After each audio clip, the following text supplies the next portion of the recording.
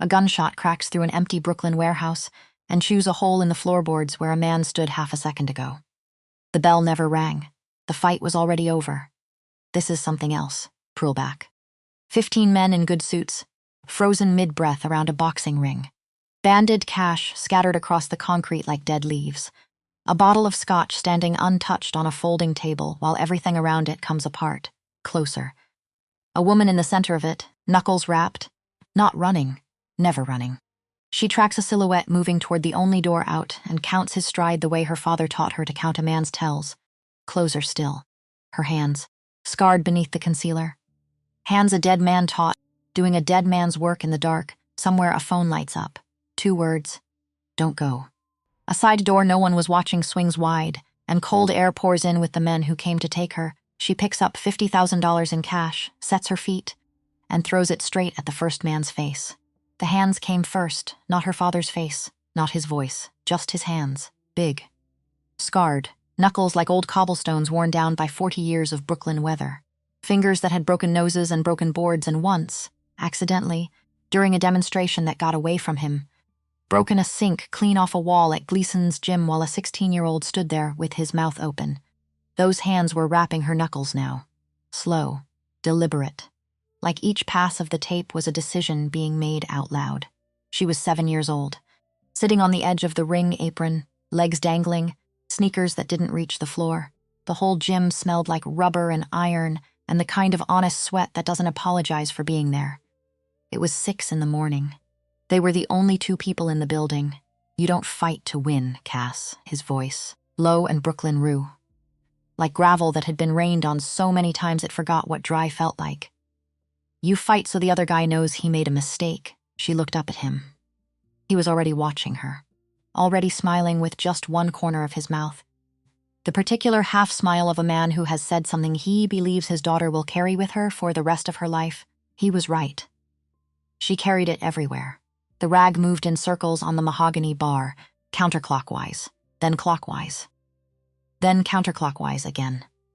Like if she kept her hands moving, she wouldn't have to think about the phone call. The Iron Meridian Club was quiet at this hour. Almost midnight. The last of the late crowd had thinned to a few men in good suits, nursing drinks in the corner booths, a couple at the far table pretending to study menus they'd already memorized 3 visits ago. The jazz quartet in the back was playing something slow and slightly sad that fit the room like a second coat of paint. Nobody asked for, but nobody removed. Tommy Malone kept wiping the bar. Counterclockwise. She was 24 years old. 5'4" in her bartender shoes, hair the color of dark copper, braided tight against her skull. White button-down shirt with the sleeves rolled to the elbow. And under the thick layer of liquid concealer on both hands. If you knew exactly where to look, if you knew what bruised knuckles look like when someone's been working a heavy bag, 6 days a week for 15 years, you'd find evidence of a very different kind of work. Nobody at the Iron Meridian knew exactly where to look. That was the point. The phone call had come at 11:42. She'd been cutting lime wedges and thinking about nothing in particular when it rang. Unknown number. She almost let it go to voicemail. Almost the voice didn't introduce itself. Didn't need to. 50,000. Flat, accented. English that had learned itself somewhere cold and hadn't softened since. 60 hours. You know the debt. You know what happens. She said nothing. The line went dead. She set the phone on the rubber mat beside the ice bin and stared at it for 4 full seconds. Then she picked up another lime and kept cutting, because what else do you do? Because screaming into a bar rag at midnight doesn't accomplish anything. Because the debt wasn't even hers. Not really. It belonged to Brennan. Her brother, her older by 5 years, always landing sideways, perpetually almost figuring it out brother, who had borrowed $50,000 from people you do not borrow money from, and then 5 months ago had simply ceased to exist. Gone, vanished. No body, no note, no phone call, just an empty apartment in Sunset Park with a half-eaten box of cereal on the counter and a closet still full of his coats. And now the debt had rolled downhill. The way debt from missing men always does. Landed on the only Malone left standing. She put the rag down. Poured herself 2 fingers of water. Not whiskey. Never whiskey on a shift. Her father had been specific about that. And drank it looking at her own reflection in the mirror behind the bottles.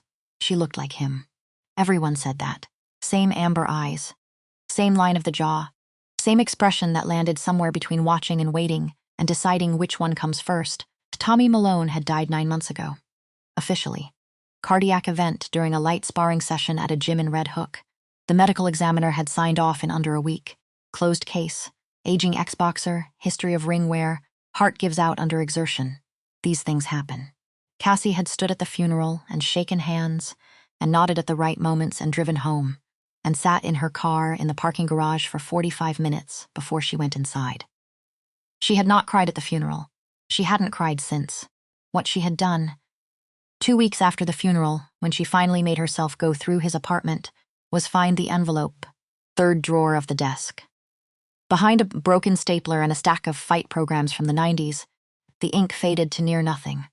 A plain white envelope, sealed, with her name, written on the outside in her father's handwriting. Tommy Malone did not write in cursive, never had.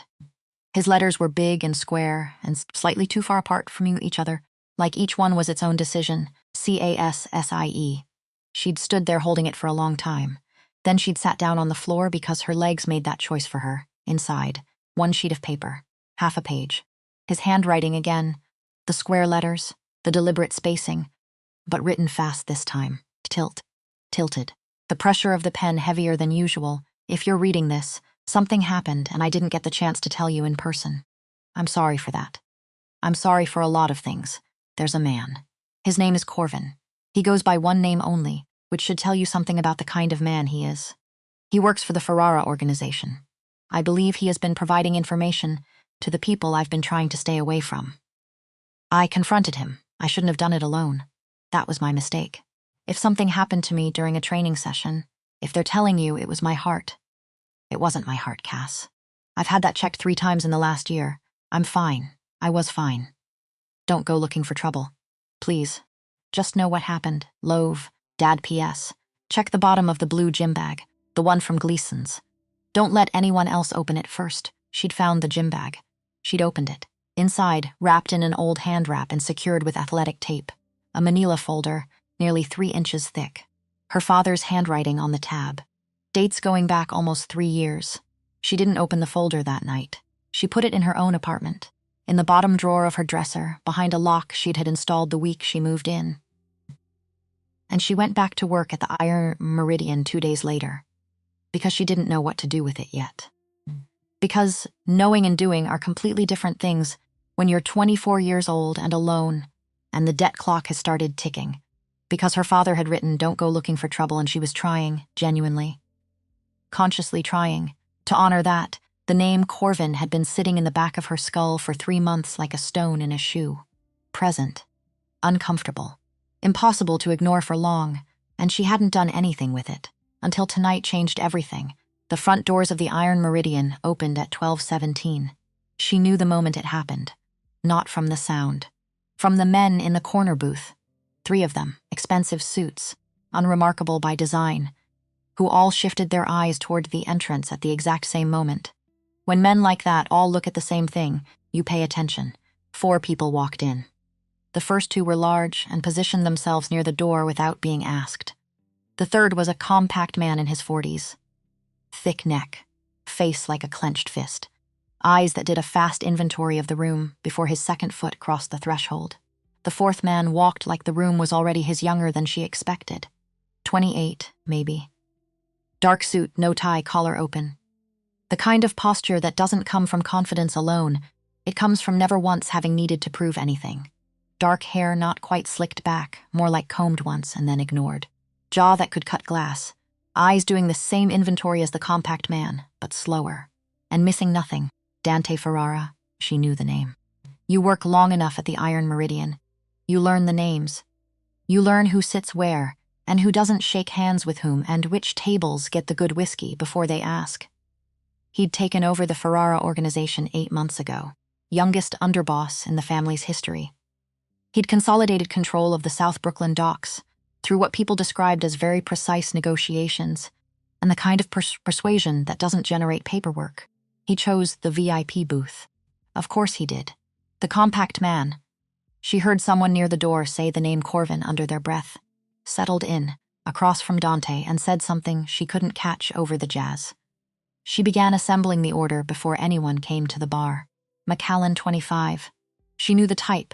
Glasses, a bottle, leave it and don't hover. She was halfway across the floor when it happened. She'd been doing this job for 2 years. She'd navigated full trays through crowds, through narrow spaces, through people who didn't watch where they were going and didn't care.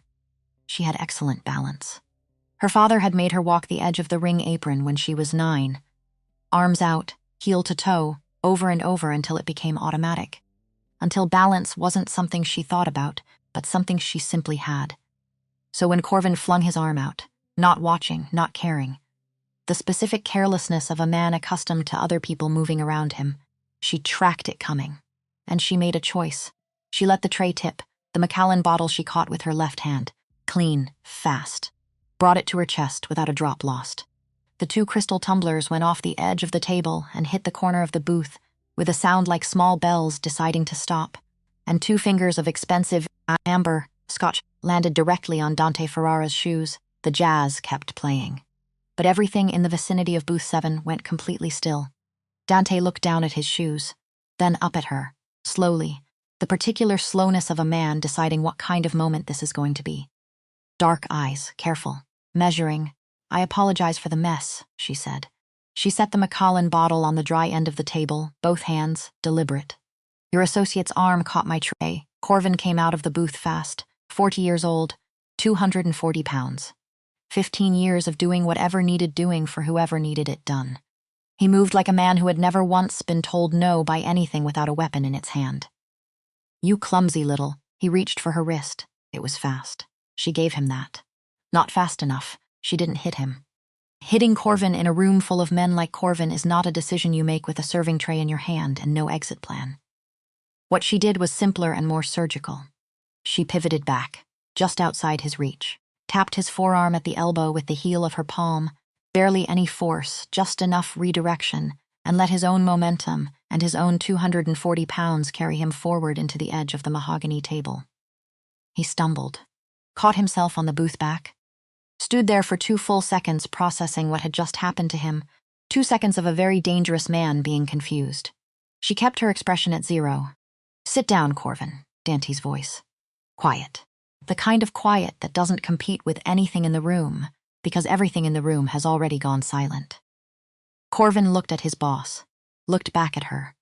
His face was a color she didn't have a name for, somewhere between humiliated and considering his options. He filed the options away, sat down. Dante leaned forward, elbows on knees. He was watching her the way she'd seen very few people watch anything, complete attention. The way you watch something you haven't figured out yet and genuinely want to. "You didn't flinch," he said. "Not a question. I've seen arms before," she said. Something moved at the corner of his mouth. Not quite a smile. The suggestion of one. "When Corvin reaches for someone," he said, "they flinch. I'm sure they do." She picked up the broken glass pieces from the floor. "One careful motion. Leave it," Dante said. "Someone will handle that. It's my station," she said. "I'll handle it." She stood back up. He was still watching her. It was starting to feel like standing under very precise lighting, which was not a sensation she enjoyed at 12:30 in the morning. "What's your name?" "Cassie," he said at once. Like filing it somewhere specific. "How long have you worked here?" 2 years. Before that, she looked at him evenly. Different work, he let it sit. Didn't push. Interesting. Men who occupy rooms the way he did usually pushed. "You've got good hands," he said. An observation. Technical. Not a compliment in the usual sense. They're just hands, she said. She picked up the tray and turned to go. "Your stance is wrong." She stopped, turned back. Because she had to verify that he'd actually said what she thought he'd said. Dante was leaning back now, one arm along the top of the booth, completely at ease. The particular ease of someone who has not experienced an immediate physical threat in long enough that the possibility has stopped registering. "When you redirected him," he said, "your back foot. You planted too wide. Anyone who actually knows what they're doing could have stepped inside that gap and you'd have had nothing." The room was very quiet. She looked at him, at his posture, at the weight distribution. Shoulders slightly ahead of his hips. Chin at precisely the angle that made the answer almost insultingly obvious to anyone who'd been in a ring. "Your chin," she said. "What about it? You're sitting with it completely open." She tilted her head. Anyone who knows what they're doing would put you down in 10 seconds. Corvin made a sound. Nobody else in the room did. Dante looked at her for a long moment. The thing at the corner of his mouth was back. Different this time. Less amusement. More something she filed under. Pay attention to this, is that so? He said. Physics is physics, she said, and turned to walk away. Cassie, she stopped. One breath. Then turned, his hand came out of his jacket with a stack of hundreds. Thick, banded, real money set down with the casualness of someone placing a pen on a desk. You think you know how to fight, he said. I want to see it. He laid out the terms the way he probably laid out everything. Calm, direct, nothing performed, his warehouse. Ferrara property at the Navy Yard in Brooklyn. Tomorrow night at midnight. 3 rounds, 3 minutes each. Marquis of Queensberry rules. She specified that part, and he didn't hesitate. 16-ounce gloves. Proper count if someone goes to canvas, if she lasted 3 rounds. $50,000. Cash if she didn't. She left the Iron Meridian and worked directly for Ferrara for 90 days. His terms. His discretion. He said it all without leaning forward. Without raising his voice. Without once breaking eye contact. When he finished, she said, What does directly for Ferrara mean? Specifically, it means I have a use for someone with your particular skill set. You don't know my skill set, I know enough. His eyes moved briefly to Corvin. Still sitting, still that unnamed color, and back. You handled that the way someone does when they've done it before, many times. In conditions considerably less comfortable than this, she didn't confirm or deny it. The 50,000, she said. Cash. Available tomorrow night.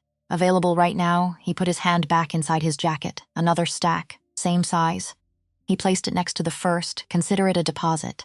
Sign of good faith. She looked at the money. 60 hours, 50,000. The math was not complicated. She looked at Corvin. He was studying his hands. The hands of a man who had killed Tommy Malone and hadn't thought about it since.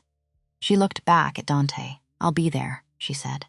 And she walked back to the bar and finished her shift and cleaned up and collected her bag from the back room and walked out through the kitchen, exit into the cold night air of Hell's Kitchen, and stood on the sidewalk and breathed. Then she reached into her jacket pocket and wrapped her fingers around the folded piece of paper she'd been carrying for 3 months. His name is Corvin. She put it back, went to her car. Drove home, Manhattan to Brooklyn on autopilot, over the bridge, left on Atlantic, 6 blocks, park on the street. Her hands made the turns without being told. Her apartment was on the 3rd floor of a building constructed in 1931 and substantially unchanged since. Small, clean.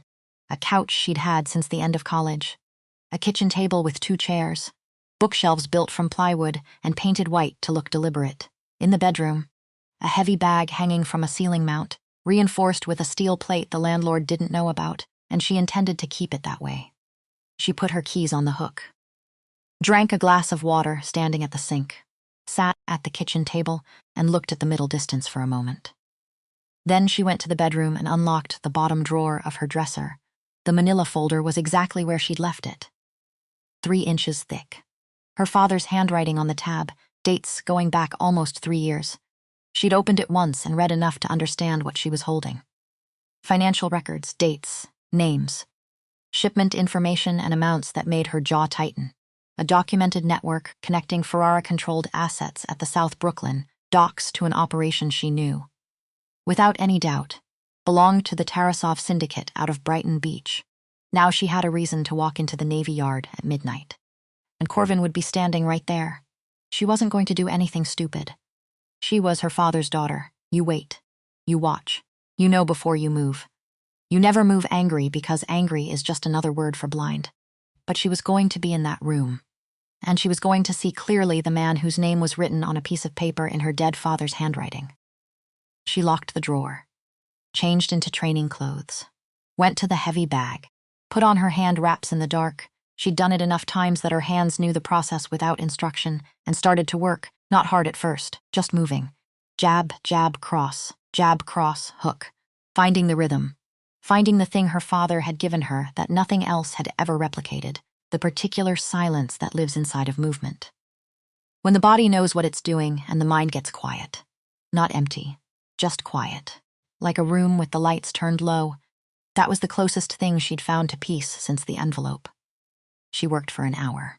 Then she showered and made coffee she didn't drink, and sat at the kitchen table while the Brooklyn sky went from black to charcoal to the specific gray-blue of a morning that hasn't committed to anything yet. 60 hours, $50,000. A man named Corvin. She thought about Brennan's phone's 2 words, "Don't go," still sitting on her phone screen. She thought about her father's instruction, "Don't go looking for trouble." She thought about the fact that trouble had a 60-hour deadline and had already found her address. Then she got up and pulled the equipment bag from under the bed. Battered black duffel. Red Everlast stripe, faded from use. In the family since she was 12, she checked the contents. 2 good pairs of hand wraps, 1 practice pair, her worn boxing boots, the custom-molded mouthguard, black. Her 16-ounce gloves, scuffed red leather, restitched once at a shop in Park Slope, run by an old man who didn't ask questions about what women in their mid-20s were doing with gloves that used. She packed everything the way her father had taught her. Every item in its place. Nothing thrown in, nothing forgotten. Zipped the bag, set it by the door, went back to the cold coffee. Midnight was 18 hours away. She spent the afternoon at the gym, not Gleason's. She couldn't train at Gleason's yet. It still felt too much like his, like walking into a room where someone had just left and the air still held the shape of them. But there was a small boxing club on the 4th floor of a building in Barham Hill she paid for monthly, where nobody knew her last name and nobody was interested in learning it. Speedered bag for 40 minutes. Then mitts with Curtis, retired middleweight, 11 professional years, now trained recreational fighters, and the occasional person who needed to hit something for reasons they weren't going to explain. Curtis had learned early not to ask Cassie Malone questions. He held the mitts and called the combinations and let her work. After an hour, he pulled the mitts off and looked at his palms, which were slightly red. "You're hitting different today," he said. Good different or bad different, he considered it. Heavy different. Like you got somewhere specific to be. She unwrapped her hands. "I'm fine. I didn't say you weren't." She drove home. Ate something she couldn't have described afterward, changed into her gear, looked at the duffel bag by the door. "Don't go," Brennan's 2 words, still there. Still sitting on her screen, she'd texted back his name with a question mark. The 3 dots had appeared, then disappeared, then appeared again, then nothing. The number had gone silent and stayed that way. She picked up the duffel bag and went. The Brooklyn Navy Yard at night is a specific kind of dark. Not the dark of empty places, the dark of industrial things that have stopped moving. All that weight and metal holding the day's heat and releasing it slowly into the salt air coming off the water. The smell of diesel and rust and the harbor. She found the warehouse by the coordinates in Dante's text, sent at exactly 11 p.m. through an intermediary, no message attached, just the location. She went in through the main entrance, high ceiling, raw concrete, the kind of space that used to build things and now stored them. Air that smelled like metal and old oil, and underneath everything, the water. She heard the crowd before she saw it. Not loud, the murmur of men who've gathered to watch something that matters and know it. Money changing hands, that specific dry, dense sound of banded cash moving between people that she'd grown up, hearing in the back room of Gleason's on amateur circuit nights. Then she came around the last pallet and saw the ring, regulation size. Real canvas, white, with a gray to it from use. Proper corner pads, proper ropes, set up under a bank of fluorescent lights that flooded the space in harsh white with nowhere to hide. Around the ring, 15 men. Expensive suits, open collars. Cigars going unsmoked. Not a rowdy crowd, a watching crowd, the kind that comes to see something settled. Dante was already in the ring, shirtless, moving, shadow boxing with the economy of someone who actually understands how to use a body. Not a trained fighter, she could read that immediately. But something more than a brawler. Broad shoulders. Deliberate movement. Scars along the ribs that weren't surgical. A tattoo across his left shoulder she couldn't read from this distance. Corvin was at ringside, tie loosened, jacket still on, arms crossed. Watching the entrance, she walked in. The room went through its reaction, and she let it. She'd been assessed her entire life by people who subsequently had to revise their assessments. She'd learned that the revising was always the useful part. She went to the bench in the neutral corner and put her bag down, pulled out her hand wraps and started the process her father had required before she was ever allowed to touch a bag. Enchored at the wrist, built at the knuckle, laced between the fingers, finished clean. both hands. Perfect. The room had gone very quiet. She was aware that Dante had stopped moving and was watching her work. She was aware of Corvin at ringside and exactly where he was standing. She noted both without looking directly at either, mouth guard in. Up the steps. Through the ropes, Dante looked at her from across the ring, reading her the way she was reading him. "You can still walk out," he said. "I'll have someone drive you home." She looked at his chin, at his weight distribution, at everything she'd already cataloged when he was sitting in the booth at the Iron Meridian. She said nothing. Someone hit the bell. The first 10 seconds of the first round told her nearly everything. He came forward immediately. Fast, committed. A sweeping right hand aimed at her jaw, not a probe, an opening statement. The punch of a man accustomed to his first shot ending things. She slipped it to the outside. 6 inches. The air moved past her left ear, and she knew 2 things about Dante Ferrara. 1, he'd never once in his life thrown that punch at someone who moved like she moved. 2, he was going to spend the next few minutes adjusting to that reality. She came back with a jab, piston fast, landed clean on the bridge of his nose, not meant to hurt badly, meant to register, meant to say, "I'm here." The math just changed, he reset. Came again. A combination this time, jab, straight right, body shot. Textbook. She rolled the jab off her lead shoulder, stepped back from the right, and when the body shot came, she was already gone, circled left, put a second jab into his cheekbone.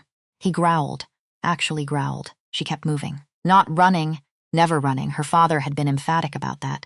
Running is just losing with better cardio, but working the angles, making him turn, making him earn every inch. He was strong, faster than he looked, and he was adapting with each exchange, which told her he was genuinely smart, and that smart made him more dangerous than the power alone.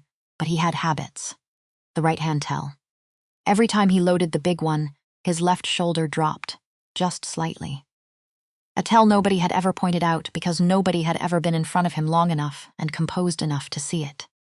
She saw it the 3rd time, started counting. By the bell she had his rhythm, his jab timing, the exact window that opened after his straight right, a fraction of a second where his chin came up and his guard split open like an invitation.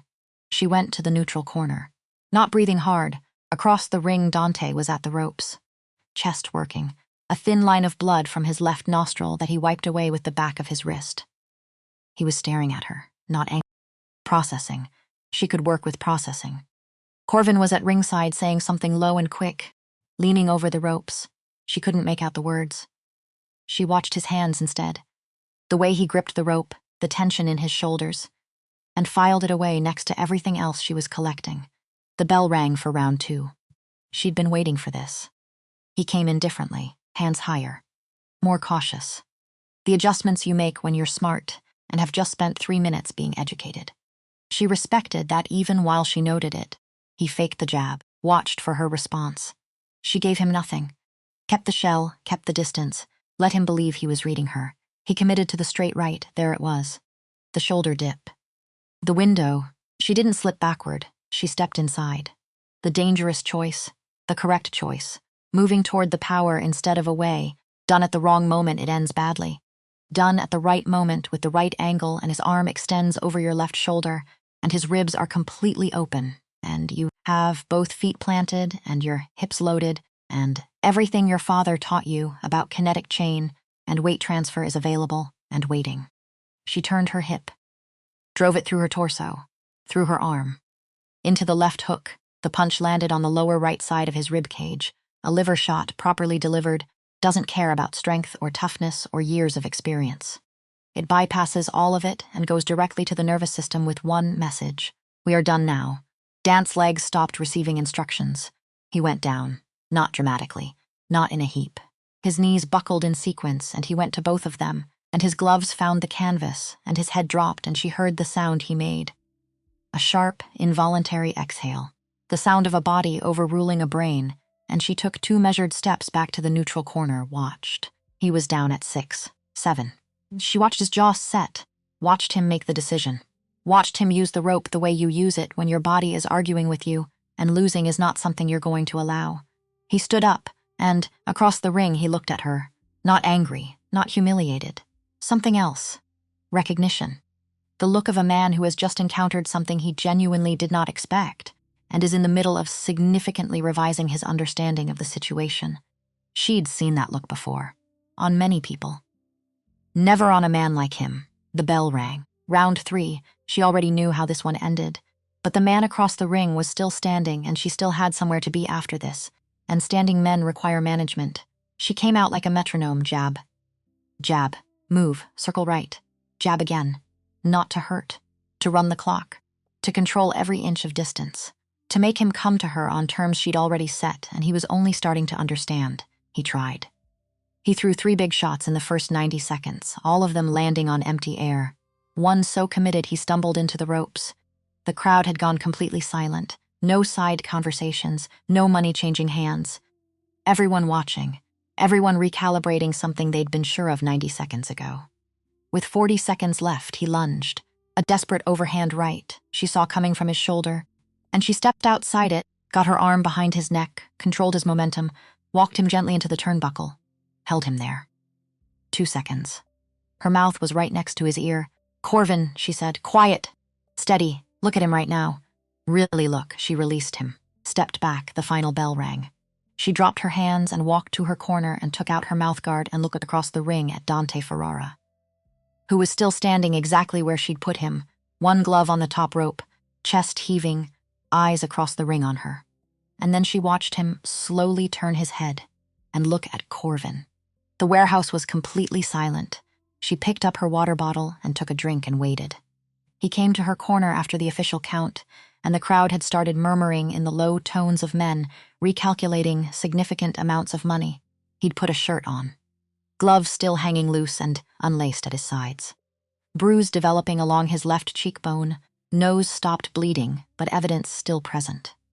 He walked carefully, the ribs announcing themselves with every step, but he walked straight. He looked at her for a moment without saying anything. "I owe you $50,000, he said. Yes, he went to the steel lockbox on the timekeeper's table. Corvin started to say something. Dante looked at him once.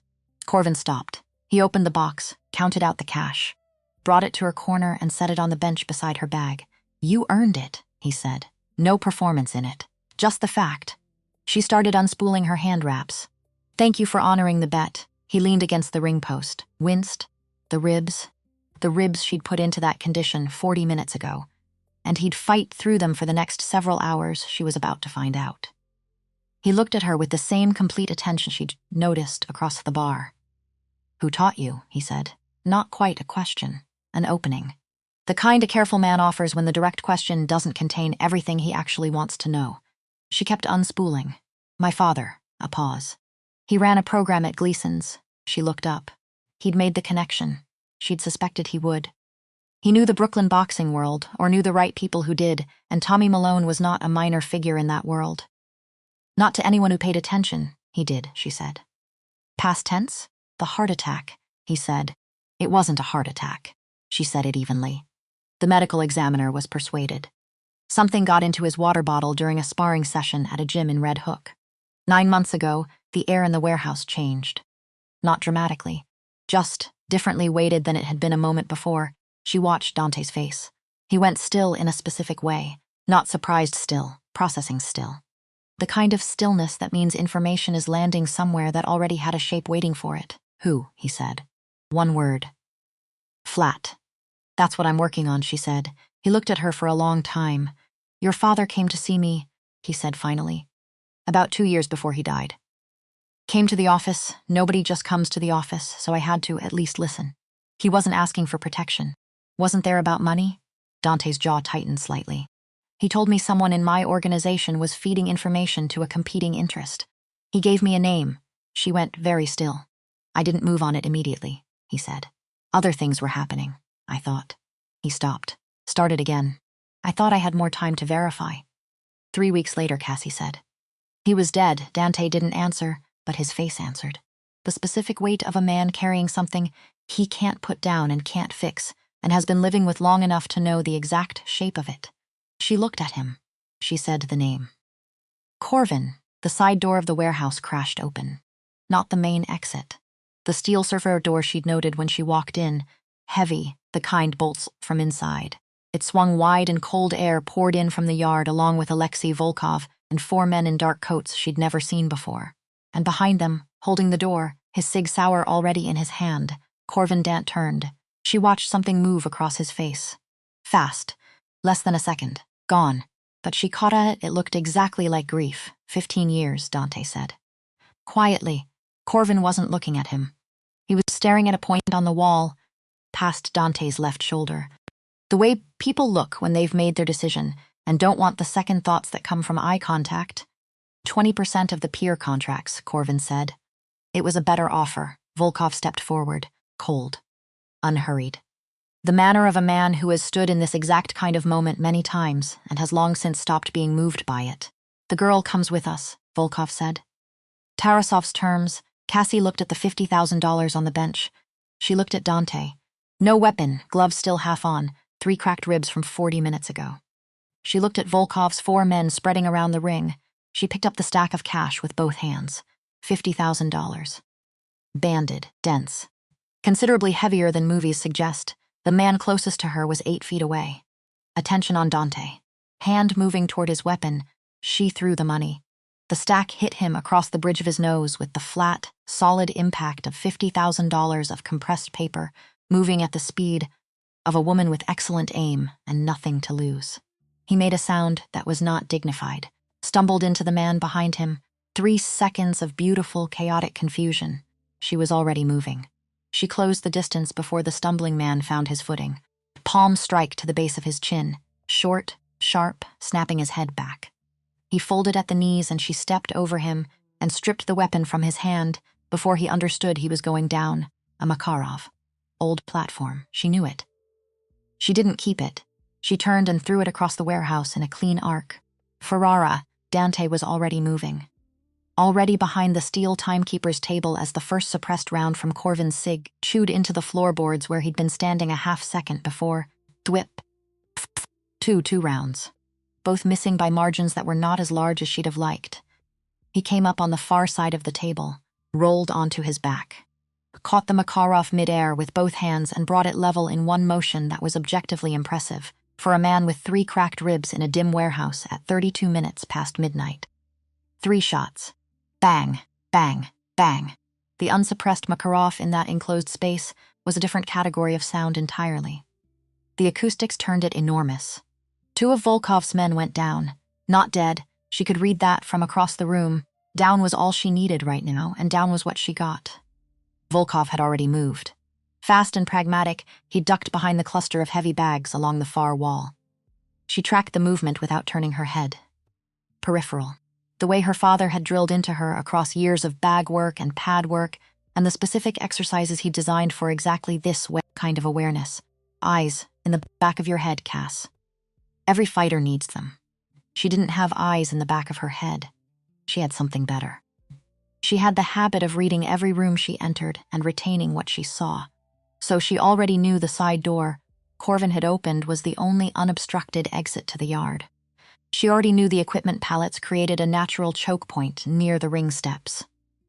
She already knew the overhead light panel was on the north wall, 9 steps from her current position, if nobody was between her and it. 3 people were between her and it. The first she sent into the corner of a pallet. Controlled redirect, loud. He stayed down. The second came at her from behind a heavy bag. He had reach. He was fast. He grabbed her left arm and started to torque it, and she let him. Let him think he had something. The thought developed for the half-second it takes for a man's weight to fully commit. Then she rotated under it, took his elbow past the angle his shoulder joint preferred, and felt the joint give. He made a sound she didn't need to hear twice. The third she simply ran. Dropped her shoulder and drove through his center of mass with pure forward momentum, sent them both into the ring ropes. She came up first. He came up confused. Confusion is a time delay, 9 steps to the light panel. She used the delay. The overhead bank went dark. Not completely. Exit signs at the far end threw everything in red. Dock lights outside the high windows cast orange bars through the glass. Enough light for someone who knew the room, which she did, and which the men currently recovering from various states of being handled did not. She moved back along the wall toward the ring. Keeping low, Corvin was still near the service door. She could read the shape of him in the red dark. He hadn't moved. which meant he was either very confident or very frightened. In her experience, in the dark, those two things are indistinguishable until they make a mistake. He fired twice more, wild shots. The muzzle flash lit him up for a fraction of a second, and she locked his position like a coordinate. Behind her, Dante's voice, low and cold. Corvin? It was business. Corvin's voice was doing something, barely perceptible, but she had good ears and she heard it. You know how this works, Vince. Wrong name. Old name. Something from before all of this. I know exactly how this works. Dante said, "Drop it. I'm not dropping anything." Then we find out which one of us shoots better in the dark silence. From behind the heavy bags, Volkov's voice, flat and precise. Corvin, the door. Now Corvin moved. She'd been waiting for exactly that. She tracked his silhouette across the red-lit floor, counted his stride, and when he was 4 feet from the service door, she came out of the dark and hit him from the side. Not a punch.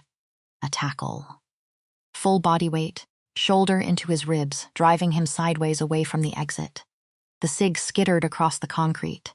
They went down together, Cassie on top, and she got her knee into the center of his back before he recovered and grabbed his wrist and twisted it up and back into the hold her father had taught her when she was 14 in the back room of Gleason's.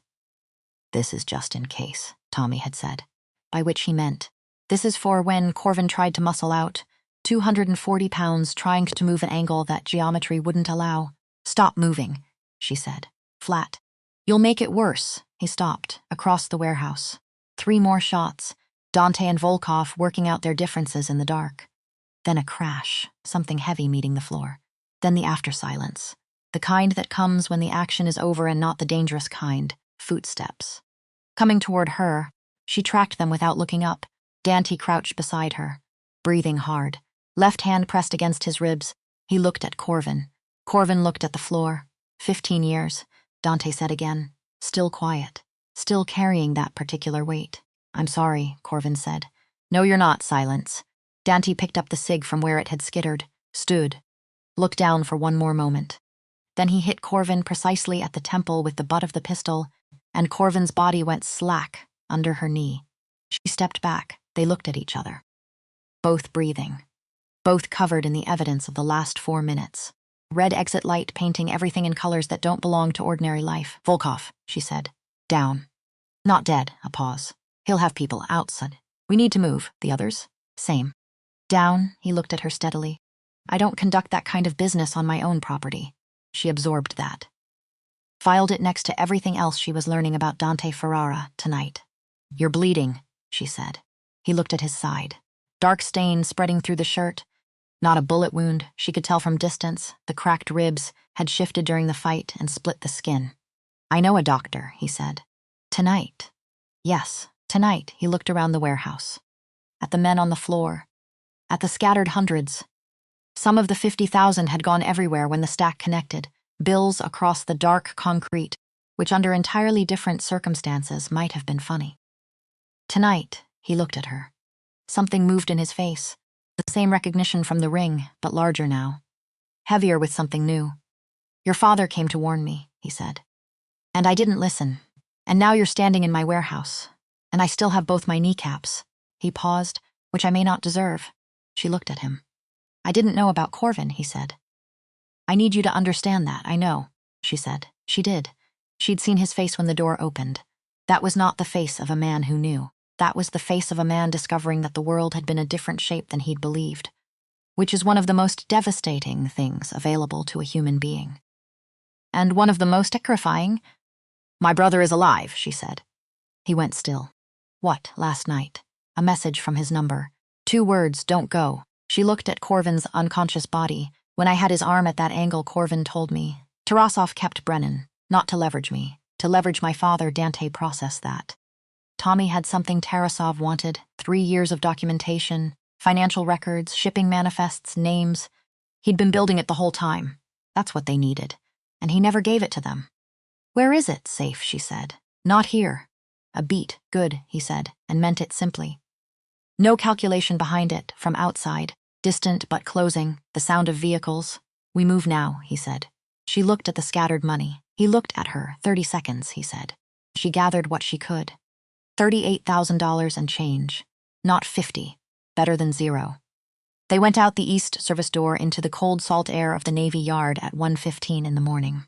The safe house was in Carroll Gardens, third floor of a brownstone maintained to the precise standard of attracting no attention in either direction.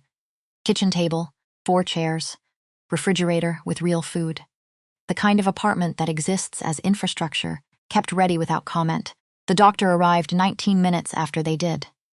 Small man, older, a bag he carried with the efficiency of someone making calls like this on a regular basis. He examined Dante's ribs, examined Cassie's hands. She'd split the skin over 2 knuckles sometime during the warehouse and hadn't registered it. "Sit," he said to both of them. In a tone that did not suggest debate, they sat Dante first.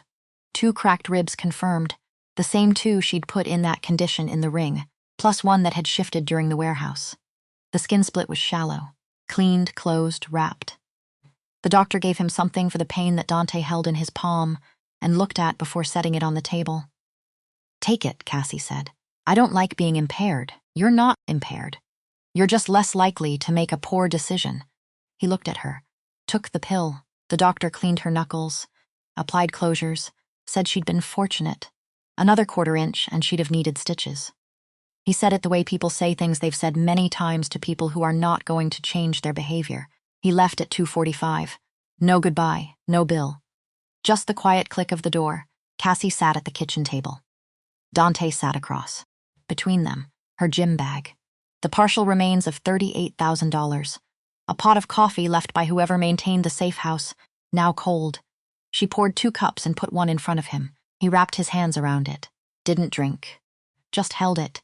"Tell me about your brother," he said. So she did, Brennan Malone. 29 years old, 5 years older than her, which always felt like more than time.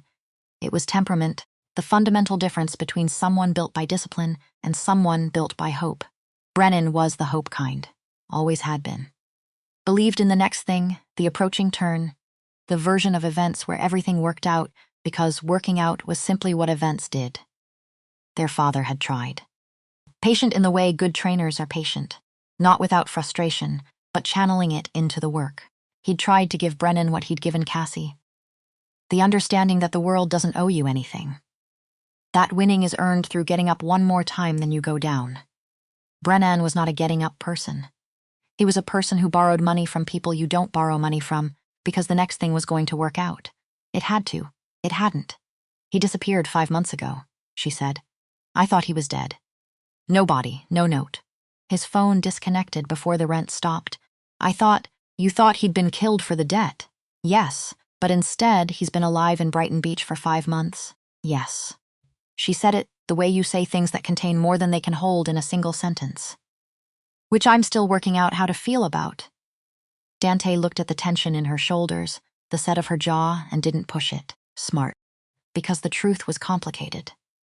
There was relief somewhere in there. Large and shapeless, the relief of knowing your brother's body isn't in the harbor. But there was something running alongside it that was harder to name and sharper at the edges. Something that tasted like being told one story for 5 months and finding out it was wrong. She looked at the kitchen clock. 2:58 a.m., Corvin had told her in the warehouse. Tarasov had shortened his timeline. The original 60-hour deadline had been compressed. There were now 9 hours before whatever threat became something other than a threat. "I need to go to Brighton Beach," she said. "I know. Alone, I know." A pause. "No." She looked at him. "It's not a request, Ferrara. I understand that. Completely level. And it's not a negotiation. Your father went alone. You know how that ended." "I'm not interested in that sequel." Silence. She reached into the gym bag, pulled out a thick envelope. Her father's documentation. Not the original, which was in the locked drawer in her apartment, but a copy she'd made 3 weeks ago because she was Tommy Malone's daughter, and Tommy Malone's daughter always plans for the contingency. She'd been carrying it since she left the apartment the previous night. "I have what Tarasov wants," she said. 3 years of records, names, amounts, shipping routes. The kind of documentation that doesn't just damage his operation. It ends it and everyone connected to it. That's leverage, that's the whole play. He needs it not to exist. If I walk in there with it and an exit condition, he has to negotiate. Or he takes the file and removes the exit condition. Then he doesn't get the original, which is in a location he doesn't know about. Set to reach 3 journalists, People my father already trusted and already contacted. If I don't make a specific call by a specific time, Dante studied her. You set that up before tonight, he said. I set it up 2 weeks ago. He was quiet for a moment, looking at her the way he'd looked across the ring.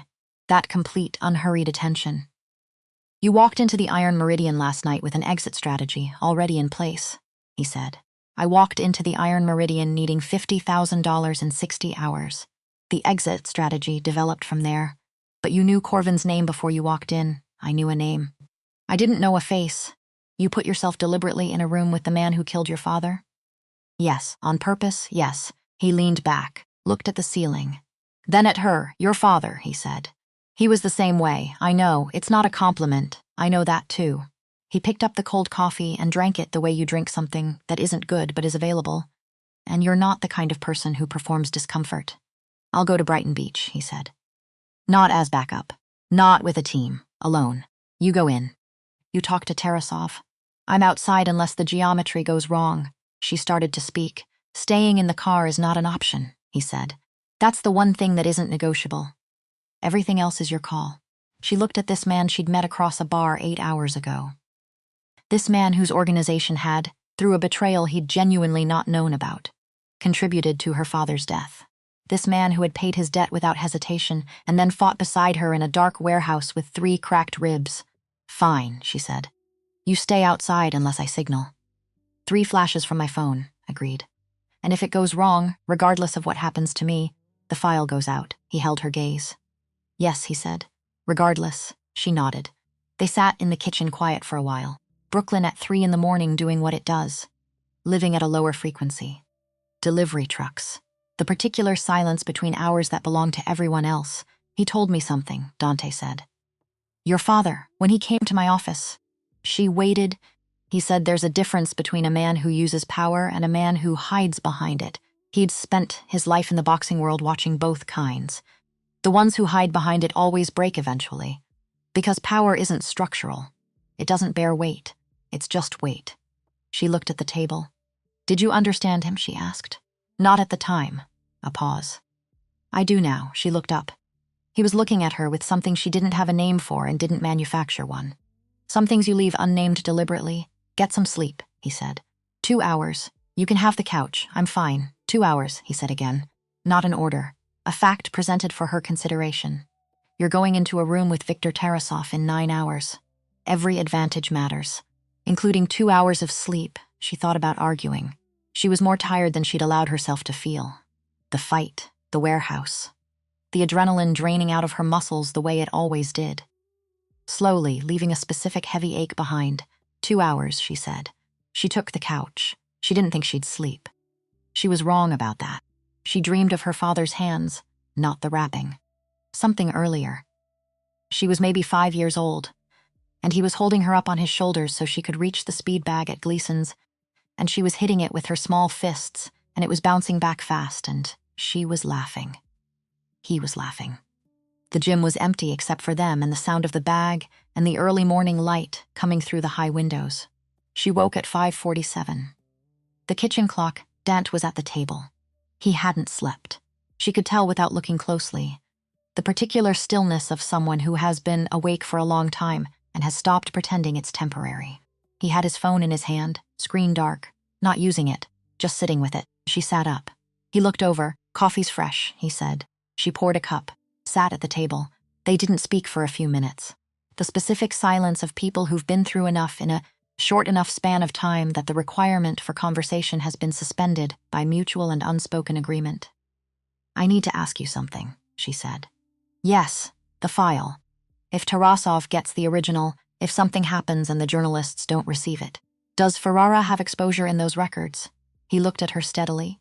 Yes, he said. Nothing else around it. Just yes. How much exposure? Enough. A pause. The docs arrangement.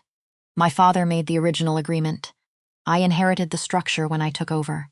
I've been unwinding it for 8 months. But some of what's in those records will show Ferrara assets involved in activities that weren't ours to authorize. So if it goes public, there are difficult conversations ahead. Yes, he met her eyes. I'm telling you because you asked and you deserve a direct answer. And because it doesn't change anything about today. She studied him. It changes your risk calculation. My risk calculation was already substantially changed the moment I paid $50,000 in a warehouse where my own right-hand man was attempting to have me shot. He paused. The file goes out if it needs to. That's the correct call. I'll manage what comes after. She looked at him, at the steadiness of him. The quality of a man who has made a decision and settled into it without drama or announcement. Her father would have liked him. She thought that, and it surprised her, and she set it aside. 4 hours, she said. 4 hours. She checked her gym bag. The copy of the file. The hand wraps. The partial cash. She checked her phone. A photograph had been sent 2 minutes ago. No sender ID, Brennan. Sitting against a concrete wall in what looked like a warehouse interior. He was holding that morning's newspaper. Current. Real. Not fabricated. He looked thin. He looked tired. But he was upright, and his eyes were open, and he was looking directly at the camera. And underneath the image, in plain text, "You have 4 hours, Brighton Beach. Warehouse 7 on the pier, alone. Or he's gone, 4 hours from the message timestamp." That put the deadline at exactly 10 a.m., which aligned with Tarasov's compressed timeline Corvin had revealed. She showed the phone to Dante. He looked at the image, at Brennan's face. At the message, "He's alive," she said, saying it out loud to make it real. "He's alive," Dante said. She put the phone away, picked up the gym bag, then set it down. She wouldn't need it where she was going. "Let's go," she said. They took his car. Dark sedan, nothing that announced itself. He drove, which she allowed because his hands on the wheel were steady, and right now steady was a resource. Brooklyn at 6 a.m. in October. The light comes in flat and horizontal off the water, and everything looks like the beginning of something that hasn't decided. Yet whether it'll be good or terrible. Both options equally available. She sat in the passenger seat and watched the rooftops go by and thought about her father, 3 years of after-hours work. Going to the gym every day, training the kids who came through the program, wrapping hands, calling combinations, sending them home with feedback and the particular demanding care that Gleason's had always traded in. And the whole time, underneath all of it, quietly, because Tommy Malone did the important things quietly. Building a case, writing everything down, dating it, cross-referencing shipping records he'd gotten access to through sources she'd never know. Names, amounts, a network that ran from Tarasov's Brighton Beach operation through the piers and the peoples who made decisions about what moved and what didn't and who looked away and what they were paid to look away. He must have known how dangerous it was. He must have understood exactly what kind of attention you attract when you're quietly documenting powerful people. And he'd done it anyway. Not for law enforcement. Not for any deal or angle she could identify. For the straightforward, unfashionable, her father's voice in her head reason, because it was wrong. And someone should write it down. "You're quiet," Dante said. "I'm thinking about what my father would do." A pause. What would he do? She looked out at the water coming into view ahead. Gray-green in the early light. Cold and indifferent and very old. He'd walk in, she said. He'd put the file on the table. He'd say what he needed to say, and then he'd stand there and let it land however it landed. No contingency. Contingency isn't the same thing as courage. She looked at Dante. He had contingencies. I'm holding his contingency right now. But when he walked into a room, he wasn't thinking about what happened if it went wrong. He was thinking about what he owed the situation. Dante was quiet for a moment. "He was better than me," he said, "not self-pity." "Honest accounting, maybe," she said. "But you're here." He glanced at her briefly, then back at the road. "I'm here," he said. "Brighton Beach at 6 in the morning belongs to itself." Storefronts shuttered, boardwalk empty. The old men who sit on the benches in the afternoon hours, still at home, the whole neighborhood in the specific suspension of the very early hour when communities of a certain kind hold their breath before the day begins. He pulled over 2 blocks from the pier row, killed the engine. 3 flashes, he said. "I come in through the south. You stay in the car unless I signal, understood." She reached into her jacket, checked the copy of the file. There, sealed. Her father's 3 years of work in her inside pocket. "If something goes wrong," she said. "The original releases automatically at 7 a.m. timed. 3 journalists, I said it before we left the safe house. I know, so if Tarasov..." "I know," he said again. "It doesn't protect you, but it means he can't protect himself." Right, she reached for the door handle. Stopped without turning around. His name was Tommy Malone. He ran the best corner in Brooklyn for 22 years. He built fighters out of kids who came in with nothing. He made me. She paused. I just wanted someone who's going to be sitting here waiting to know. His voice. Quiet, steady. I know, he told me himself. I should have listened better the first time. She got out of the car, closed the door, walked toward the water. Behind her, she didn't hear the engine start. He was staying, which she'd known he would. The pier was 50 yards ahead. Warehouses numbered in large faded paint. 3, 4, 5, 6, 7 at the end, lights on inside through the high windows. Someone awake and waiting. She walked steadily. Not fast, not slow. The way her father had taught her to walk into the ring, at the pace that says, I know where I am. I know why I'm here. The decisions that needed to be made before I arrived have already been made. She stopped at the door of Warehouse 7, pulled it open, walked in. Viktor Tarasov was older than she expected.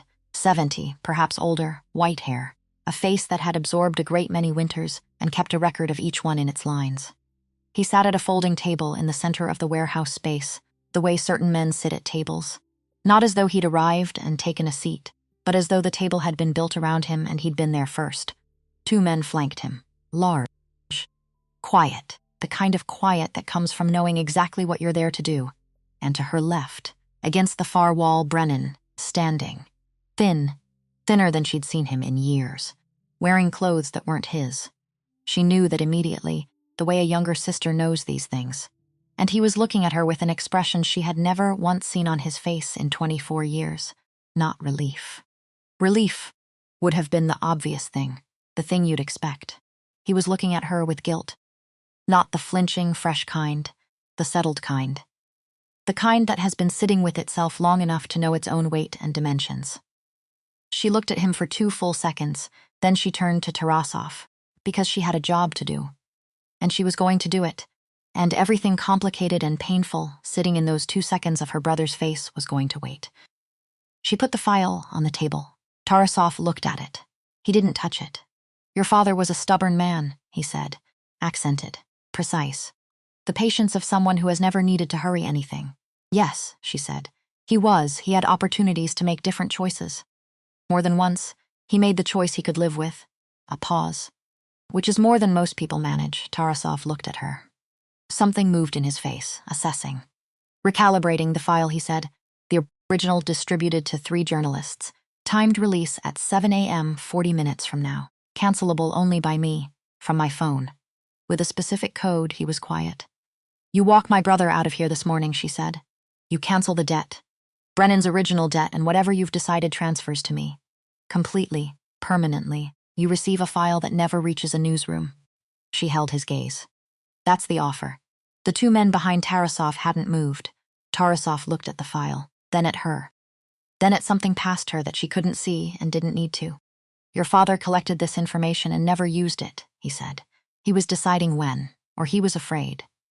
My father, she said, was the least afraid person I've ever known. He was patient. Those are not the same thing. A long silence. Tarasov put his palm on the file, didn't pick it up, just rested it there. An old man's hand on 3 years of another man's work. The girl has her father's eyes, he said. To no one in particular.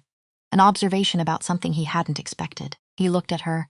Take your brother, he said. The debt is finished, she breathed once. Controlled. Not showing it, she took out her phone, entered the cancellation code, hit send, across Brighton Beach. 3 timed emails died in their drafts. 3 journalists would go to work that morning not knowing how close they'd come. Tarasov picked up the file. Held it in both hands. Looked at it the way men look at things they've needed for a long time. She turned to Brennan. He stepped forward. He looked like he was going to say something. She raised one hand. Small. Stop. Not now. He stopped. She walked to the door. He followed. She pushed through it into the gray October morning. The cold came in off the water, immediate and real. The sky was the color of old pewter and hadn't decided anything yet. She stopped on the pier. Brennan stopped behind her. She heard him say her name. She turned round. And she looked at her brother, 29 years old, thin, wearing someone else's clothes, carrying something in his eyes that was going to be there for a very long time. And she saw everything he needed to say and hadn't said and maybe couldn't. The shape of 5 months. the shape of a decision that had let their father face something alone. She saw all of it. And she turned away because the weight of it was his to carry. She couldn't take it. Didn't want to. 2 blocks down the pier, the dark sedan was exactly where she'd left it. Engine off. Waiting, she walked toward it. Brennan followed, and the sun came up over Brighton Beach the way it always does.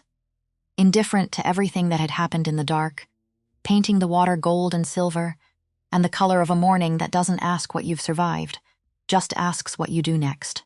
The car smelled like cold coffee and old leather. Nobody said anything for the first 2 blocks. Brennan was in the back, Cassie in the front. Dante drove. 3 people moving through Brighton Beach at 6:47 in the morning, like survivors of something they hadn't named yet. The city was waking around them. Delivery trucks. A woman walking a dog. A man in a newsstand apron unlocking his metal grate with the practiced efficiency of someone who has done this exact thing 4,000 mornings in a row and plans to do it 4,000 more. Normal. All of it. Stubbornly, indifferently normal. Which felt right now like the strangest thing in the world. Cassie watched the newsstand man. Watched him get the grate up. Prop the door open. Go inside. And she thought about her father, who had done his own version of that. Unlocked the gym every morning for 22 years, 6 days a week, regardless of what the previous night had held. Rain. Cold. Whatever conversation. Whatever wait. He unlocked the gym because that's what you do. Because the kids coming through that door deserved someone who showed up. She turned around, looked at Brennan. He was staring out his window. Hands in his lap. The look of a man waiting for a sentence from someone who hasn't decided on the charge yet. Which was accurate. When did he tell you? She said. Brennan didn't answer immediately. Brennan, 6 months before he died, he set it to the glass. He made coffee. The good kind. You remember, the Cuban place on Atlantic. The stuff he only bought when something was serious. She remembered. He told me everything, Brennan said. The file. What he'd been building. What Tarasov was moving through the piers. All of it. And you didn't tell me. He asked me not to. The car was quiet. He said you'd go straight at it, Brennan said. That was the one thing he couldn't have. She turned back to the windshield. Because if she kept looking at her brother, she was going to feel something she wasn't ready for yet. And she had things to do before she could afford to feel it. He knew it was dangerous, Brennan said. He wanted me to know where the file was, just in case. A backup, a long pause. When he died, I was scared, Cass. I was scared and I didn't know what to do, and I made choices. He stopped. I borrowed money from Tarasov. A month after the funeral, which is the stupidest thing I have ever done. Which is a very crowded field, despite everything. She almost laughed. She didn't. But she almost did. They kept me because they thought I knew where the original was, Brennan said. I did.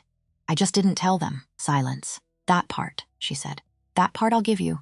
Brennan exhaled slowly. Where's he going? He said, looking at the back of Dante's head.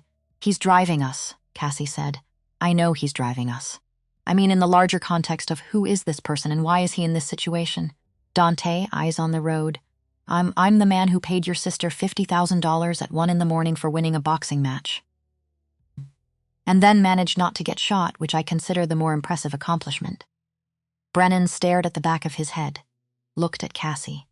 I have a significant number of questions, he said. I know. Starting with, later, she said. All of it later, he looked at her, then out the window, then at his hands. Okay, he said quietly. Later, Dante drove them to her apartment first. She needed her own space. She needed the original file, still in the locked drawer, exactly where she'd left it. And she needed to think without the specific pressure of someone else's territory. He double parked on Atlantic. She got out. Brennan got out. She looked back through the open door at Dante. The file, he said. Whatever you decide to do with it. That's yours, I know. I'm not asking for it. I'm not asking for anything in exchange for tonight. I want that to be clear. It's clear. Something settled in his face. A thing that needed to be said had been said and could now be put down. The ribs are going to be worse tomorrow, she said. They're already considerably bad. Take the medication. I'll consider it, Ferrara. I'll take the medication. Several other things were available to say. None of them felt like the right shape for a car window at 7 a.m. on Atlantic Avenue after this particular night. She closed the door, watched the car pull away, turned and walked into her building. Brennan followed 2 steps behind. The way he used to follow her when they were kids and he'd done something wrong and was working up to the apology. Some things outlast everything. Third floor, fair. Stairs. She unlocked the apartment, went directly to the bedroom, directly to the locked drawer. The file was there. Tommy Malone's handwriting on the tab. 3 years of careful, deliberate, square-lettered work. She carried it to the kitchen table, set it down. Stood looking at it. Brennan appeared in the doorway. He'd stopped at the threshold of the bedroom, some instinct for where the line was, and now stood in the kitchen doorway looking at the file. "That's it," he said. "That's it." He came in slowly, sat across from her. Looking at the file the way you look at something that has changed the shape of your life several times in quick succession, and you're not confident it's finished. "What are you going to do with it?" he said. Good question. She sat down. The deal she'd made with Tarasov at Warehouse 7 had been built on the copy. The timed email held the copy. She'd canceled it. Tarasov believed the exchange was complete. She had never said anything about the original, which was accurate. She hadn't lied. She hadn't offered what she hadn't offered. She had simply left certain things unspecified. Her father would have appreciated the precision. He built this because someone should write it down, she said. Not to trade. To use. Brennan was quiet. Then, Tarasov thinks it's gone? Yes, if it goes public now, Tarasov has real problems. She looked at the file. And he can suspect me all he wants. He can't prove it. And he'll have considerably larger concerns once the documentation reaches the right people. Brennan studied her face, the way he used to study her when they were teenagers and she was about to do something that was either very brave or very stupid. And he couldn't tell which, until afterward. "Dad's journalists," she said. The 3 he'd already made contact with. Their names are in the back of the envelope. You're going to send them the original. I'm going to give them the option to verify it. Yes, he was quiet. The kitchen clock moved. A truck went by outside. The ordinary sounds of an ordinary Brooklyn morning that had no idea what the previous 12 hours had contained. "Cass," Brennan said. "I'm sorry." She looked at him, at her brother. 29 years old and thin, and wearing someone else's clothes and carrying something in his eyes that was going to be there for a while. "A long while, I know," she said. "I should have. I know. Dad died because I didn't." "Brennan." Her voice came out steady. She hadn't known it would. Dad made his own choices. He chose to build that file. He chose to confront Corvin alone. He chose not to tell me, which I have opinions about. But those were his decisions. She looked at the file. "You made yours. They weren't good ones. You're going to live with that. That's how it works." He looked at the table. "I'm not going to tell you it's fine," she said, "because it isn't. But I'm not going to carry it for you either. That's yours." He nodded, not happy. "But understanding, what do I do?" he said quietly. "Go home. Call Mom. She thinks you're dead." A pause. "Don't tell her everything tonight. Tell her you're okay. Give her that first." And then she thought about it. "You figure out what you owe," she said, "and you start paying it. One thing at a time. That's all there is." He was quiet for a moment. "That's very dad of you," he said. "Well," she said. He had good material to work with. She sat at the kitchen table alone for an hour after Brennan left. He'd chosen the subway. At the door, he'd stopped and turned and looked at her, and she'd nodded, and he'd gone. She heard his footsteps on the stairs, and then nothing. She sat with the file. She read parts she hadn't read before. Her father's handwriting in the margins, notes to himself, dates, question marks beside figures not yet confirmed, arrows connecting names across pages. The texture of a man working something out in the dark for a very long time. He'd been meticulous. Every figure double-sourced. Every name checked against at least one additional reference. 3 years of work slipped in between training sessions and gym administration, and the 1,000 daily responsibilities of running a program on a budget that was always just barely enough. And he'd never told her. She was still angry about that. In some part of her, she was still angry about exactly that. The specific anger of being protected from something you could have handled, should have been allowed to handle. But sitting here now with the full file in her hands, she understood. He hadn't kept it from her because he thought she was weak. He'd kept it from her because she was the one thing he'd built that hadn't been touched by any of this. She was the part of his life that was clean, and he wanted her to stay that way. He was wrong.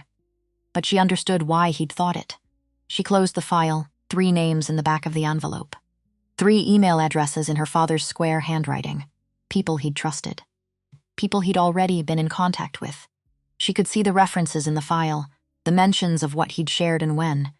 She photographed the 30 most critical pages: financial, routing, names connected to public-facing businesses, shipping manifests with dates verifiable against port authority records. She sent them to the journalist her father had mentioned most frequently, a woman at a national outlet who covered organized crime and had a reputation for taking 18 months to verify a story and being right every time she published. Short message, name, her father's name, a brief explanation, an offer of the original documents under whatever conditions the journalist required. She hit send, sat back. The response came in 11 minutes, fast, which told her that her father had done enough preliminary work that the name Malone already meant something to this person. "I've been waiting for this for 8 months. Call me," she called. The conversation lasted 40 minutes. Dates, verification methods, chain of custody for the original, the journalist's legal process, what protection she could offer Cassie and Brennan. What she couldn't promise when it ended. Cassie sat with the phone in her hand for a moment, then put it down, stood up, went to the window, looked out at Atlantic Avenue. Nearly 9 a.m., the neighborhood fully awake, the corner diner doing its morning business, a school bus at the stop, 2 men on the sidewalk below arguing about something that clearly wasn't serious, the kind of argument that exists because people who like each other need something to push against. She felt not light, not relieved exactly. Something more structural, like a weight hadn't lifted but had been moved to where it belonged. Distributed correctly, her phone buzzed. She picked up. "The journalist," Dante said. "Your father mentioned her specifically when he came to my office. He said if it ever came to that, if he couldn't do it himself." She was the right person. Cassie was quiet. "How do you know I called her?" she said. "I don't. I'm telling you something I should have told you earlier." A pause. He was very specific about it. He'd clearly thought through the contingency in detail. She looked out the window. "He thought through everything," she said. "Yes, he just didn't think he'd run out of time." "No," Dante said. "None of us think that." Silence between them. The comfortable kind. The kind between people who've moved past the point where silence requires filling. "How are the ribs?" she said. "Terrible. Did you take the medication? I'm considering it." "Ferrara?" A sound on the line, barely there. Suppressed, but she heard it. "I took the medication," he said. "Good, Corvin," she said. "Handled. I need it to not involve a basement in Staten Island." A pause. "He's being introduced to people with federal reasons to want a very long conversation with him," Dante said carefully. "He knows enough about Tarasov's operation to make that conversation extremely productive. The arrangement involves reduced circumstances, which is considerably more than he deserves and considerably less than prison, but it removes him and doesn't require anyone to disappear." She absorbed that. "You arranged this from the car? I made some calls while you were waiting outside my building." "Yes." She looked at her father's photo on the kitchen wall. A gym shot, him in the corner at a Golden Gloves event in 1987. Young, certain, exactly who he would always be. He would have liked this outcome, she said. Corvin talking to federal people. The documentation in the right hands. No bodies. He sounds like a man who preferred accountability to revenge. He said revenge was just pain with a direction. Accountability is pain with a purpose. The line was quiet. He really was better than most people, Dante said. Yes, she said. He was. She carried the file to the bedroom, locked it back in the drawer. Not because it needed hiding anymore, because it felt like the right place for it to live until the journalist's team came to collect it properly. Her father's work. In her keeping. Where it had always been going to end up, Cassie's. Still here, there's a diner on Court Street, he said. Open since 1974. The coffee is not good, but the eggs are honest. I'd like to buy you breakfast. She looked at herself in the bedroom mirror. Same clothes for approximately 22 hours. Knuckles bandaged. A bruise developing high on her left cheekbone she hadn't noticed until this exact moment. From the warehouse, from something she hadn't tracked in the dark, she looked like exactly what she was. The coffee is not good, she repeated. It is genuinely bad. I want to be transparent about this, but the eggs, as he said, are the best eggs in Brooklyn. Which is a factual claim, not a metaphor. She looked at her father's photo on the wall. The Golden Gloves bout. The certainty in his face. Go on then. She could almost hear it. Gravel and Brooklyn and everything he'd meant when he said it. 20 minutes, she said. I'll be outside. She hung up. Washed her face, changed her shirt, put concealer on the bruise because she had standards regardless of circumstances. Looked at her hands. The bandaged knuckles, the tape still around the wrists, the hands that were her father's hands and had done her father's work through the night. She rewrapped the left one. Tighter, proper, went to the gym bag. Took out the worn red boxing gloves and held them for a moment. Battered past the point where most people would have replaced them. Restitched once. The leather soft in the specific way that only years of use creates. She put them back, picked up her keys. He was outside in exactly 20 minutes, the sedan at the curb, engine running. He was standing beside it rather than sitting in it. She hadn't expected that. He'd changed clothes. Different jacket, cleaner shirt. The kind of quick transition available to people with multiple locations. He still moved with careful economy, the ribs announcing themselves with each step. She came down the stoop. They looked at each other in the morning light. No red exit signs. No warehouse shadows. No ring lights. Just Atlantic Avenue and October sunlight and the unfiltered assessment of two people who have been through something together, seeing what that looks like in normal daylight. He looked like what he was. A 28-year-old man who ran a criminal organization and was in the process of deciding what kind of man he wanted to be going forward. Tired. Bruised. More complicated than he'd appeared across a bar the previous evening. She looked like what she was. A 24-year-old woman who had spent a night cleaning up a situation she hadn't created, using the tools her father gave her, and was now standing on a Brooklyn sidewalk at 9 a.m, figuring out what comes next. You look, he started. Don't, she said. I was going to say you look like someone who won. She considered that. I look like someone who survived, she said.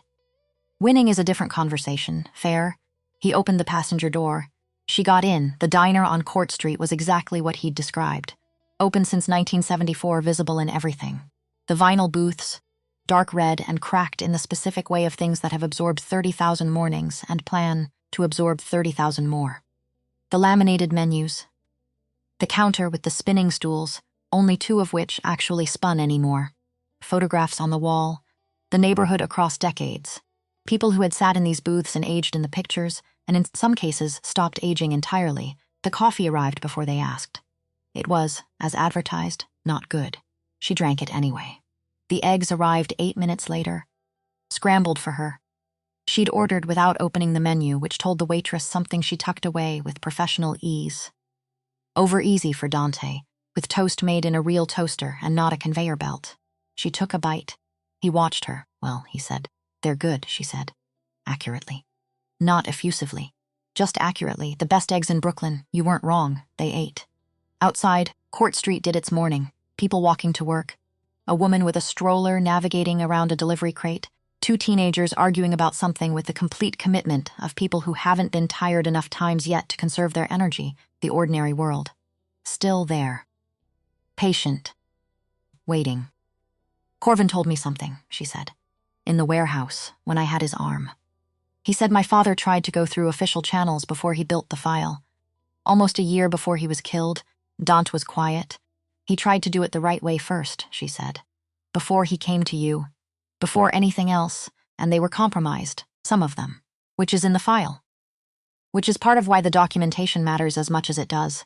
He looked at his coffee. Then at her. Your father was working on multiple fronts simultaneously, he said. For years he was patient, she said, not afraid.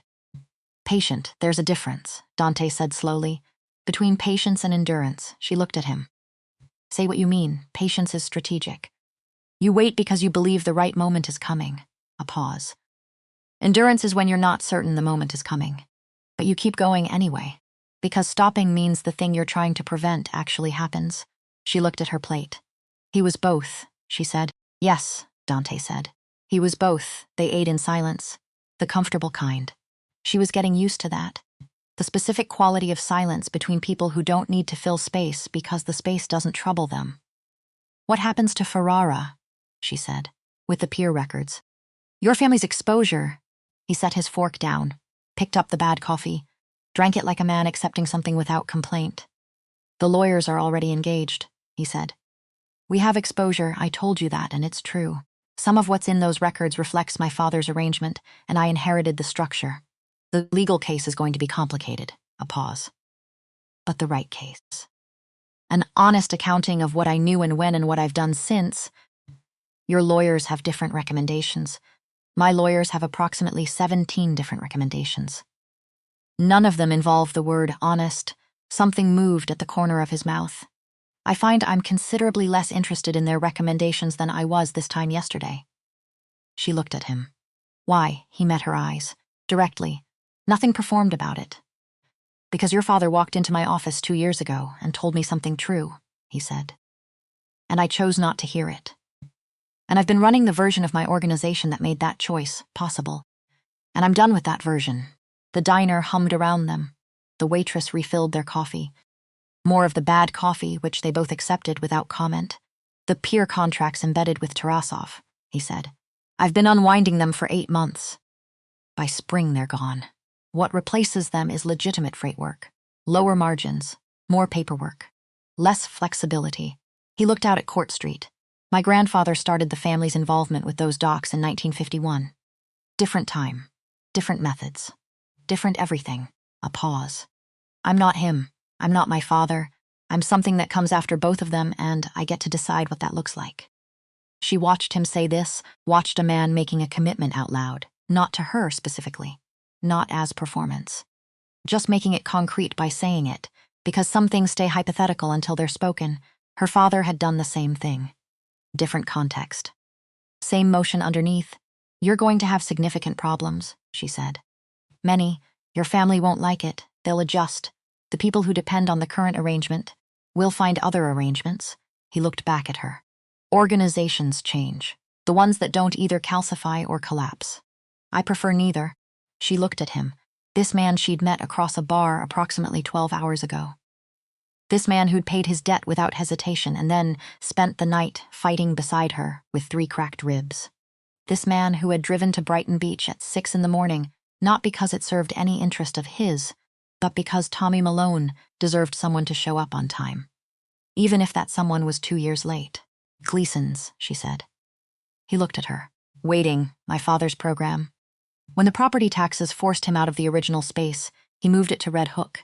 He paid the lease through the end of the year before he died. After that, it closes. She looked at her coffee. 32 kids active at the time, 12 to 17 mostly. From neighborhoods where that kind of structure matters considerably, Dante was quiet. I'm a bartender, she said. I can't run a boxing program. I don't have the resources or the infrastructure. But you could train, he said. If the resources existed, she looked at him. I'm not asking you for money, she said. I know that. He met her eyes. I'm telling you that the Ferrara Foundation, which is a real entity, which funds certain community programs, has been looking for a youth athletic initiative in South Brooklyn for 2 years. Because it is genuinely difficult to find programs run by people who actually know what they're doing. A pause. As opposed to people who know how to write grant proposals. She stared at him. This is not charity, he said carefully. This is a correctly matched resource problem. You have the skill and the name and your father's relationships with the families in that community. We have operational support, a beat, and if it helps, you can spend the first year treating me with complete professional suspicion and reviewing every document before you sign anything. She looked at him for a long time. At least a year, she said. That's reasonable. My own lawyer. Not yours. Obviously, every document, everyone. She picked up her coffee. Drank the bad coffee. Set the cup down. My father used to say, she said slowly, that you don't give a kid a boxing program to make a boxer. You give them the program so they know what it feels like to be held to a standard by someone who believes they can meet it. Dante didn't say anything, because there was nothing to add to that. It was complete. She looked out the window at Court Street, at the school bus at the corner, kids getting off with backpacks and phones, and the specific energy of people who haven't had enough time yet to learn how tired a person can get. Gleason's is in Bay Ridge now, she said. The original space. Different owner, but the name stayed. I know. My father trained there for 30 years before he started the program. I know that too. She looked at him. You looked him up while I was waiting outside your building. A pause.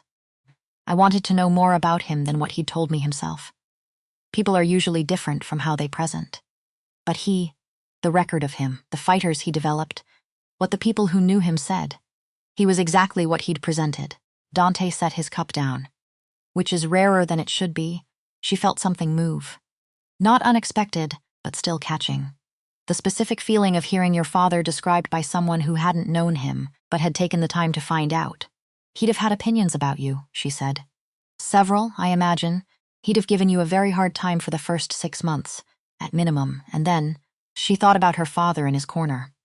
About the way he assessed people, slowly, without announcement, with the patience of a man who had watched thousands of fighters and knew that character reveals itself over time, not in single moments.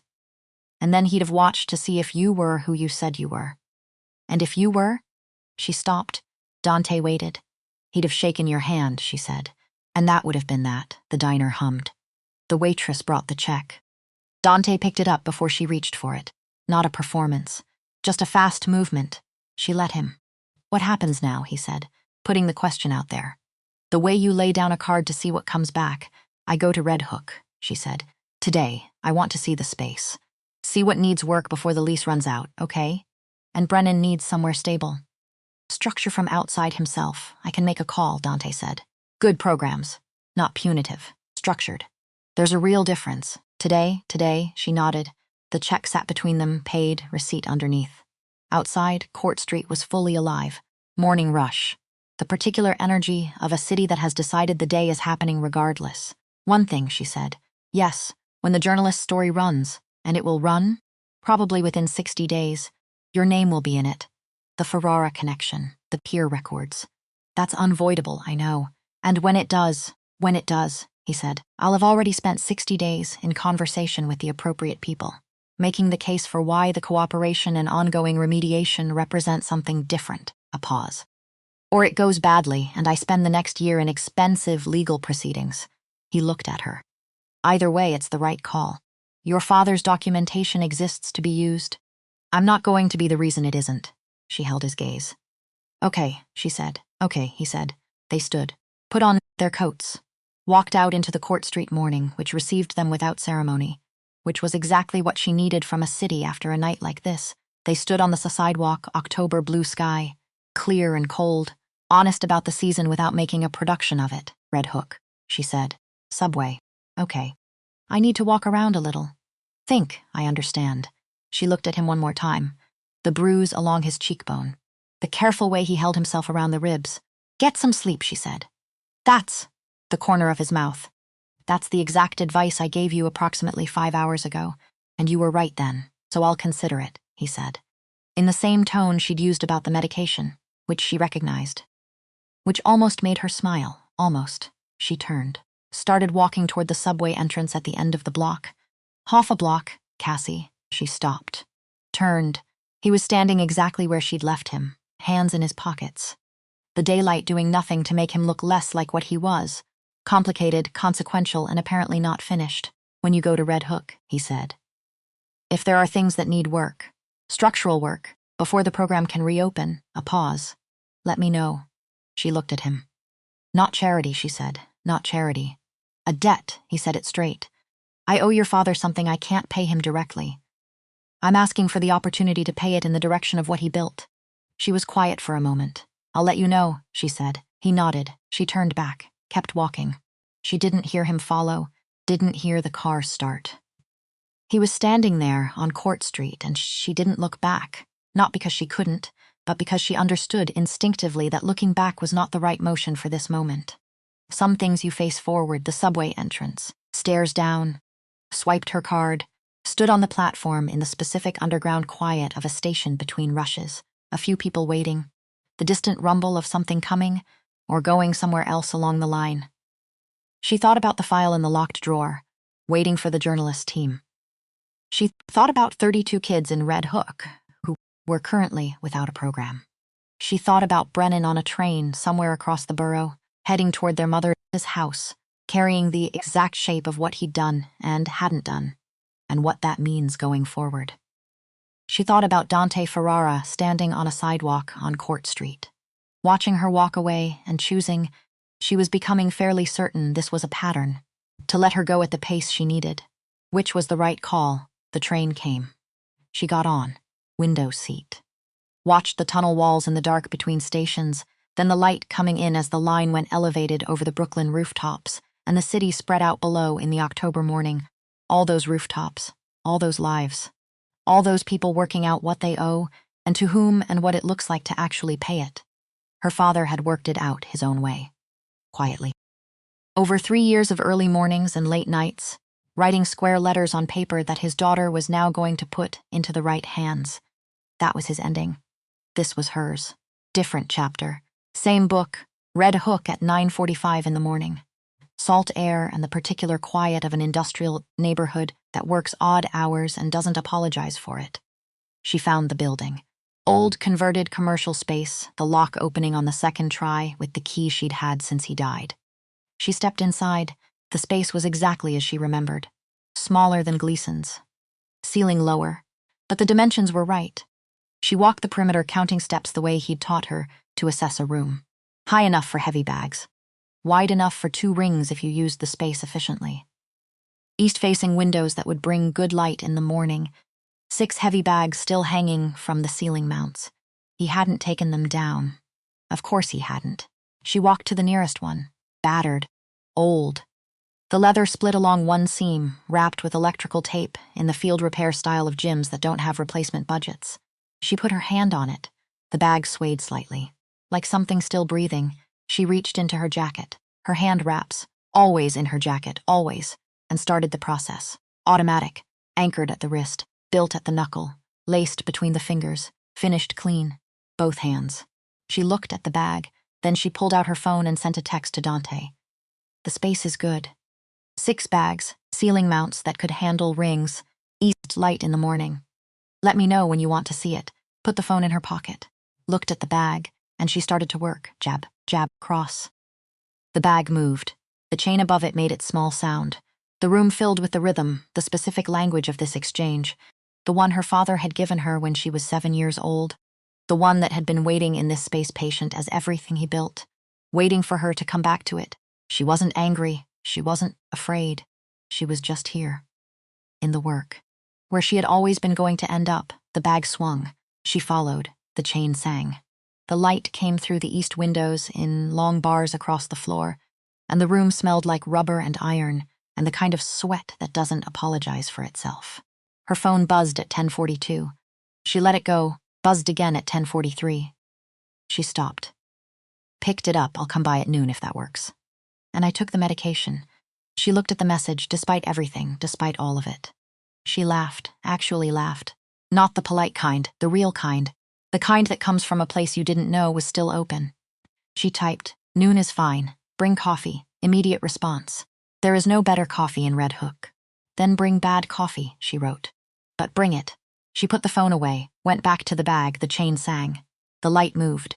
Brooklyn went about its morning, and in the back of her mind, not loudly, just present, steady as a metronome, steady as her father's voice counting combinations in an empty gym at 6 in the morning, she heard him. You don't fight to win, Cass. You fight so the other guy knows he made a mistake. She hit the bag, again, and again, until the room was warm and her arms were tired and the light had moved off the east wall and was coming through the high windows at a different angle, until the space felt like hers, until it felt like what it had always been and what it was going to be again. His gym, her hands. What comes next? 2 weeks later. Late evening, Dante's phone on the kitchen table of the Carroll Gardens safe house. A message. Unknown number. 3 words. Check your father's safe. He looked at it for a long time. Then he put the phone face down on the table, picked up his coffee, and thought about the specific difference between patience and endurance, and which one he was going to need more of, starting now.